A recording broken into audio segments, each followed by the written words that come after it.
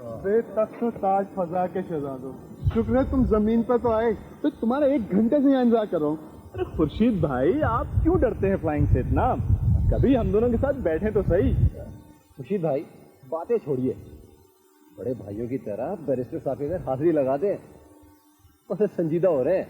भाई फर्क और तुम जैसे दीवानों के लिए मैं क्यों संजीदा होने लगा?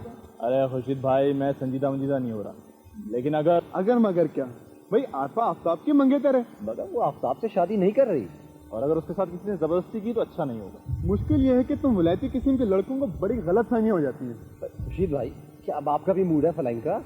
नहीं तो चलिए यार।